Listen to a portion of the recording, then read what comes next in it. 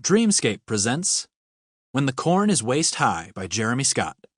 Narrated by Thom Rivera. I would like to dedicate this book to the tiny farming towns of Indiana where I grew up, and the warm and weird people who lived there. The book is a thriller with murders and such, but it is also a bit of a love letter to a specific time and place in my life that was very formative for me. I'll always consider myself a Hoosier. Chapter 1. The Lily. My third murder was my first. I had two prior, of course, but officials hadn't recognized them as homicides at the time, and so they'd been classified merely as deaths. It would be a while before anyone realized that those first two were actually also intentional murders and not just accidental. Years, in fact. Anyway, I'd had 6 deaths during my time as sheriff of Crooked Creek, Indiana. That was over a period of about 10 years. But I'd never had a murder until now. Again, not counting the 2 prior that weren't currently considered homicides.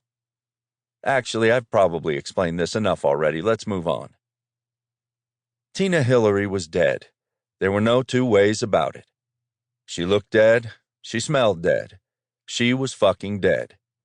She'd been found by her landlord face up on her kitchen floor. He usually checked on her once a day, and when he got no response one evening, he got worried and let himself in to find her expired. Mrs. Hillary was 84 years old and lived alone. Ordinarily, her death would have been ruled one of natural causes. We might not even have ordered an autopsy. Autopsies are rarer in rural Indiana than in the big cities, and Jerusalem County had only one medical examiner, and he lived all the way over in Perrington, 30 miles away. Ordinarily, as I say, we had to find some significant question or mystery surrounding a death before we could order an autopsy. An old woman dead on the floor wouldn't have qualified. That is, had it not been for the white lily whose stem had been literally sewn into Mrs. Hillary's arm, the flower itself cradled gently in her left hand. "That's something," I said in that half-drawl all Indiana transplants seem to end up with after living here more than 10 years. Hoosiers, those folks who live in Indiana, speak a unique blend of Southern drawl and Minnesotan, and those who moved here tended to pick a bit of it up.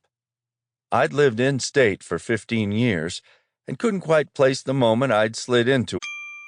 Sample complete. Ready to continue?